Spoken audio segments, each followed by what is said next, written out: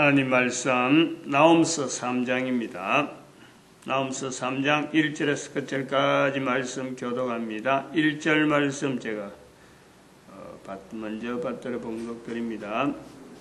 화 있을진저 피성이여 그 속에서는 게으르가 강포가 가득하며 넉달이 떠나지 아니하는도다.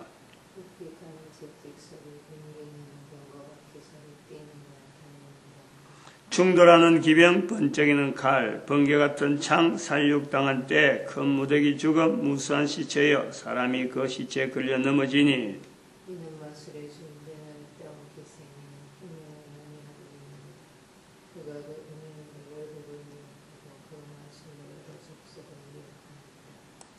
같이 읽습니다. 너의 다친 것은 고칠 수 없고 내 상처는 중하도다. 내 소식을 듣는 자가 다 너를 인하여 손뼉을 치나니 이는 내 악행을 늘 받지 않은 자가 없음이 아니냐. 아멘.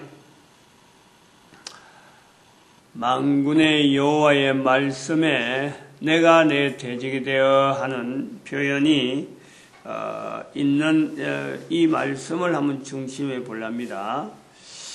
3장의 나홈서 1장, 2장, 3장을 이렇게 현재에 구분되어 있는 그 장이죠.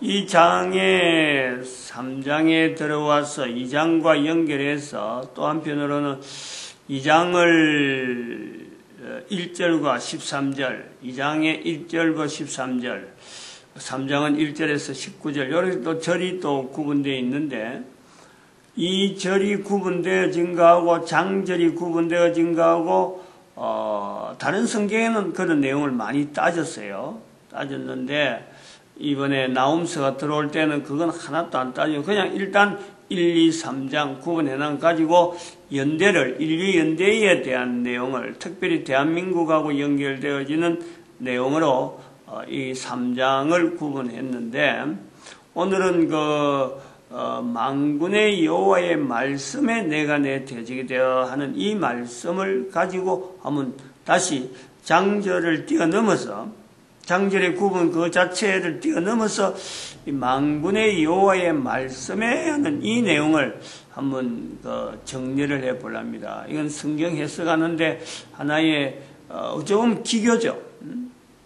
이렇게도 해볼 수 있다 하는 해석하는 방법에서는 하나의 기교입니다. 그러나 성경이 기록됐다 하는 그 순차적인 내용을 볼 때 이런 내용의 만군의 여호와의 말씀이 두 번 들어가거든.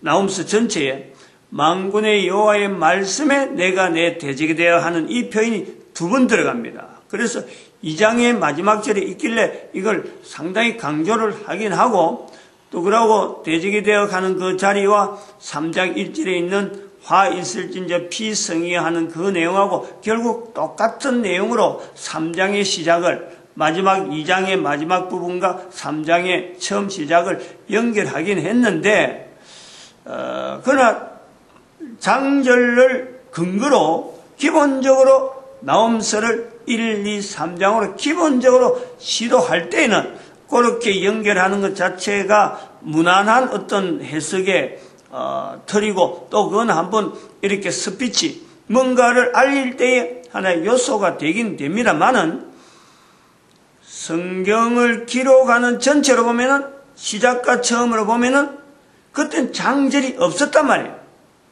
장절이 없다라는 개념을 두고 볼 때는, 만군의 여호와의 말씀에 내가 내 대적이 되어 가는 이 말씀이 후반부에 장절이 없을 때니까 후반부에 이게 두 번 나온단 말이에요. 두 번.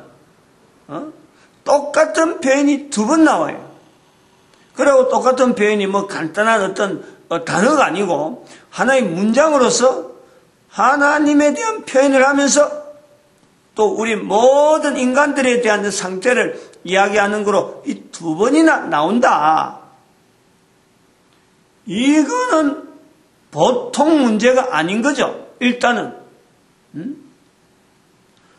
아니, 글을 기록하는 사람이 입장에서 글을 한번 남기고 문장을 남겨서 최대한의 어떤 단어를 써서 어떤 내용을 표현하려고 하는 그거는요, 누구나 있는 거예요. 누구나 가능한 거예요. 단어 하나를 검색해서 표현해서 나타내더라도 이게 과연 지금 현재 말하고자 하는 그 내용에 맞느냐 안 맞느냐, 이거는 글 쓰는 사람의 집중되어 있는 거예요. 그 단어에, 그런 문장에. 그런데 글을 쓰는 이 내용 자체를 하나님의 이름, 하나님의 표현, 하나님에 대한 내용을 하는데 만군의 여호와라 하는 이 내용을 쓰는데 일반 사람들이 쓸 수 있는, 보통 사람들이 그냥 편안하게 그런 뜻이거니 하고, 이게 보편적인 내용이 아니고 이 내용 한마디를 통해서 여러 사람들이 영향을 받을 수 있는 아주 독특한 어떤 창의적인, 본인에게는 창의적이지 않고 넘어오는 내용은 있지만 다른 사람이 들을 때는 이건 엄청난 충격이 가는 만군의 여호와라 하는 이 표현, 여기에 자기가 딱 이렇게 잡혀가지고 그걸 한 번 더 쓴다? 한 번 쓰는 것만 해도 지금 힘들게 쓰는데 한 번 더 썼다? 더구나 내가 내 대적이 되어 가는 이 참 정말 해석하기 힘드는, 하나님이 인간의 대적이 된다 하는 이 표현, 하나님이 이스라엘의 대적이 된다 하는, 단순하게 볼 때는 단순한 그것부터 시작되는데 이런 내용을 두 번이나, 긴 문장인데 단어가 한 단어가 아니고 여러 단어들이 겹쳐서 하나의 문구로서 두 번이나 이런 것이 들어간다. 이거를 아무렇지도 않게 해석한다, 성경을 읽는다. 이건 오히려 성경 읽는 사람의 태만이죠.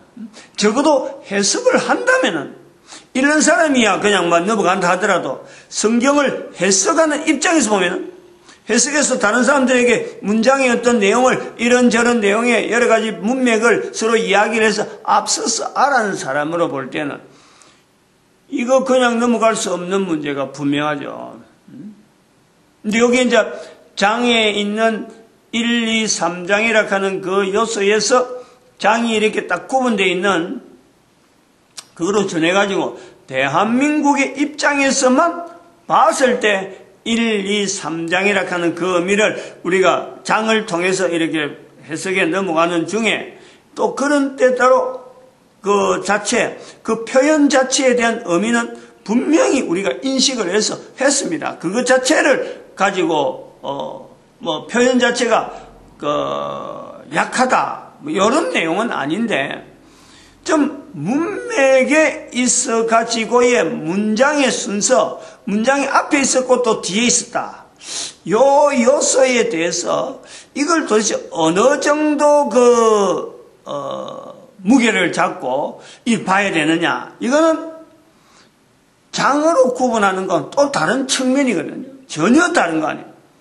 앞에서 한번 이야기를 했는데, 표현을 했는데 그 표현을 그대로 다시 하면 뒤에서 똑같은 문구를 해서 작성을 했다. 그러면은 앞에 한 내용과 뒤에 한 내용의 그 중간에 있는 이 부분, 그리고 뒤에서 나오는 이 내용의 의미, 이걸 어느 정도로 봐야 되느냐, 어떤 내용으로 봐야 되느냐 하는 것에 대한 건요, 분명히 차이가 있다는 거예요.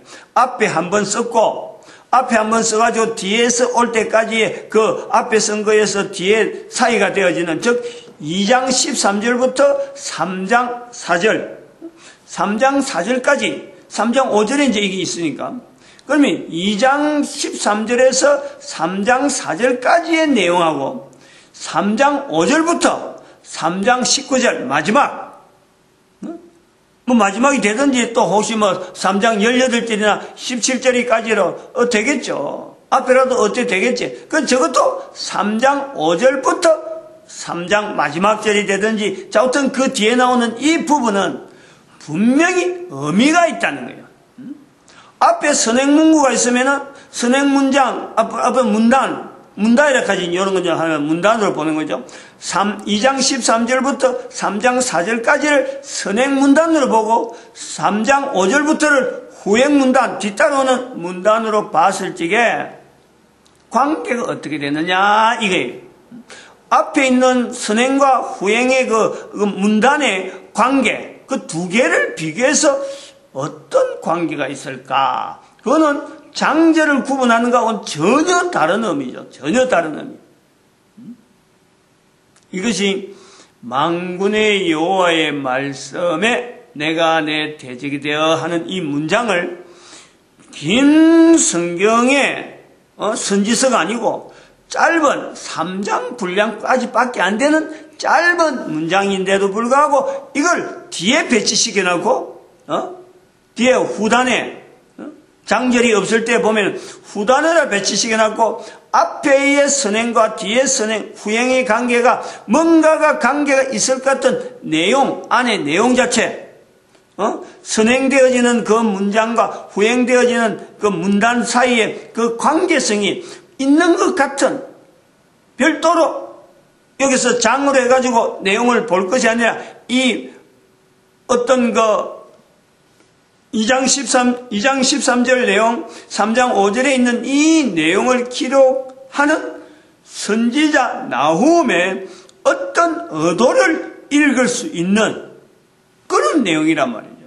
안 그러면은, 어쩌보면은 3장 4절까지가 나훔서가 기록하려고 하던 어떤 사건에 대한 내용을 종지를 끊고 3장 5절부터는 지금까지 나훔이 기록했던 전체를 하나의 표현하는 이런 내용도 되는 거예요.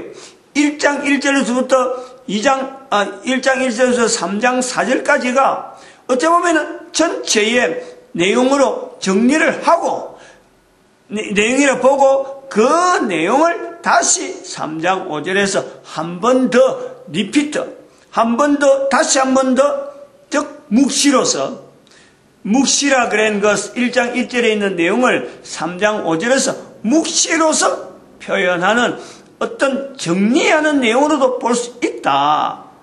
이런 구조가 신약에 있는 요한복음에 가보면은, 요한복음이 21장까지 되어 있지만은, 21장인가 22장까지 되는, 되어 있지만, 20장 마지막에, 20장 부분에서 요한복음이 끝이 난다라고 할 때, 그때 요한복음에서 이런 내용을 정리를 하는 게 있어요. 예수님께서 이 땅에 있는 동안에 한 일을 다 기록하려면 한도 없다, 끝도 없다. 그런 표현을 정리를 한단 말이에요. 그러면서 나중에 첨가가 그 기록이 끝나고 난 뒤에 나중에 추가로 이제 들어가는 것이 요한복음에 그 뒷부분이 있단 말이에요. 예수님이 오셔서 또 이제 부활하신 후에 또 일어난 사건들을 또 정리해 놓은 내용이 있단 말이에요. 베드로의 네가 나를 사랑하느냐 하는 내용이 추가가 된 거예요. 그건 나중에 추가가 된 거라. 한번 정리하고 난 뒤에. 이런 내용을 볼 때는 3장 4절에서 이것이 마무리, 일단 한번 손을 놨고, 펜을 놨고, 아마 읽어보면서 다시 한번 자기가 기록한 내용을 읽어봐서 이 내용이 정리가 잘 돼서 의미가 잘 전달되느냐 하는 내용을 봤는지, 그래서 2장 13절에 있는 만군의 여호와의 말씀에 내가 내 대적에 대하는 이 문구 자체가 본인이 기록은 했지만은 기록한 부분에서도 이 의미 자체가 대단히 있다라고 하는 그 내용을 자기가 감명을 받든지 해서 그 내용을 근거로 해서 다시 한번 정리를 했을 수도 있다. 이런 거예요. 우선 문장의 또 그렇지 않고 앞에 보내 2장 13절에 있는 2장 13절과 3장 5절, 3장 4절 사이에 있는 이 내용을 다시 한 번 더 풀어주는 3장 5절에서 2장 13절에서 3장 4절에 있는 내용을 3장 5절 이하에서 다시 한번 풀어준단 말이에요. 그 내용을 다시. 그렇게도 볼 수 있어요. 나훔서 전체를 1장에서 3장 4절까지를 보고 3장 5절에서 전체를 정리했다고 볼 수 있고, 또 3장 5절에 있는 이 표현이 2장 13절에서 3장 4절까지 있는 이 내용만 가지고 별도로 풀어줄 수도 있다. 또 다른 어떤 의미도 있겠죠. 여러 내용이 기록자에 의해서 나타날 수 있는 그 요소는 설명을 안 들었으니까 다 모르는 거예요. 비록 그렇다 하고 설명을 들었다 하더라도 또 이것을 읽는 사람이 이 내용에 대한 내용을 가지고 또 다르게 그다 의미를 부여할 수 있는 다양한 어떤 요소는 있다. 즉 장절이 구분이 없을 때 기록했기 때문에 문단과 문단과의 관계에서 있는 이 의미는 여러 내용을 가지고 우리가 접근을 해볼 수 있다. 그 중에 간단하게 가장 간단한 요소로서 우리가 할 수 있는 것은 뭐냐? 문단과 문단 사이에 있는 2장 13절에 있는 표현과 3장 5절에 있는 이 표현에 만군의 여호와의 말씀에 내가 내 대적이 되어 하고 하는 이 3장 5절 이하의 이 내용을 가장 간단하게 그만 직선적으로 이거는 이거다 하고 1차적인 가장 단순하게 볼 수 있는 내용은 뭐냐? 지난번에 말씀드린 내용하고 관계되는 거예요. 계시서인데 바로 이것이 이스라엘 백성들 가운데 우리가 지금 요한 계시록만 가지고 계시서다라고 볼 수 있는 그 부분이 바로 구약에서 묵시인단 말이에요. 묵시의 묵시 문학이라 하고 우리는 그걸 분해해서 특별히 이렇게 보는데 그 묵시 문학 자체가 바벨론에 가는 거예요. 바벨론. 신약과 구약의 묵시의 그 개념을 출처를 요한 계시록의 출처를 바벨론으로 가는 거예요. 바벨론에 포로되어 갔던 에스겔 선지자가 남긴 글이나 다니엘 선지자에서 남겼던 그 문장하고 요한 계시록이 유사하다. 그 문장 형태에서 유사하다 그래가지고 이게 바벨론 문화 속에서 하나 찾는 거예요. 그래서 음녀가 나오고 한단 말이에요. 음녀가 바벨론을 두고 우상을 섬기는 나라 하는 그걸 두고 이 요한계시록을 항상 염두에 두고 있단 말이에요. 그리고 요한계시록에 큰 성 바벨론의 큰 성문을 무너졌다 하는 그게 직접적으로 어떻게 그걸 연결하는 요소이기도 하나, 요한계시록 전에 또 바벨론 문화 전에 나훔스가 나타내는 이 3장 5절 이하의 이 내용은 요한계시록의 원형이에요. 원형. 그렇게 봐라 이거죠. 처음에 묵시다 하고 나오고 요한도 이것은 하나님이 특별히 자기에게 보여준 내용이라 하고 그래서 계시록이 되어지는데 1장에서 3장 4절까지 이래 풀어난 내용하고 3장 5절에서 정리한 이 내용을 전체를 우리가 볼 때 3장 5절 이하에 있는 이 묵시의 내용을 나타내기 위한 1장에서부터 3장 4절까지의 어떤 내용으로 하나의 전위적인 그런 요소로 본단 말이에요.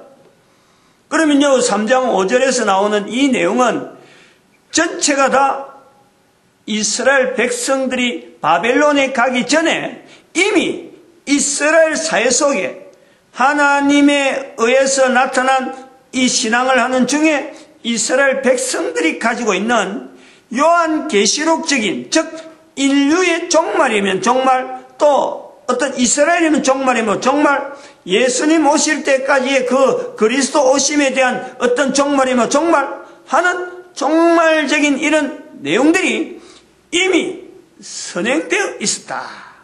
나홈스가 있기 전에도 있었다. 바벨론에 가기 전인 나홈에서 기록되어진 이 계시록적인 이 내용이 있었다는 것에 대해서 종말적인 이스라엘이 멸망될 것이다. 예수님이 다시 오신다. 예수님 그리스도가 오신다는 것에 대해서 그리고 세계 전체 여러 세대가 지금의 형태가 아닌 다른 형태로 분명히 변화된다.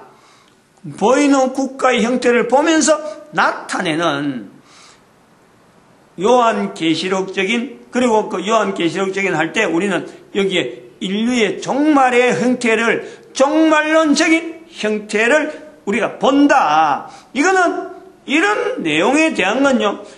바벨론 이전에 성경을 보는 지금 현재 기존의 신학교나 이런 데서는요.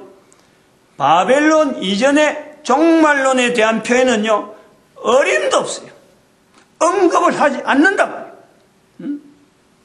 그러나 나홈서를 통해서 언급이 된 것을 우리가 분명히 인식한다면 이걸 통해서 나홈서의 특징적인 이런 구조에서 우리가 이스라엘 내에 구약시대에 적어도 그 남부 북쪽 이스라엘과 남쪽 유다가 있는 그럴 때에 이미 이스라엘의 종말과 전 인류의 어떤 큰 변화, 뭔가 모르지만 어마어마한 변화를 사전에 알려주는 이 선지적인 이런 묵시가 있었다라는 것은 어마어마한 차이가 있는 거예요. 성경을 해석하는데 어마어마한 차이가 있단 말이에요.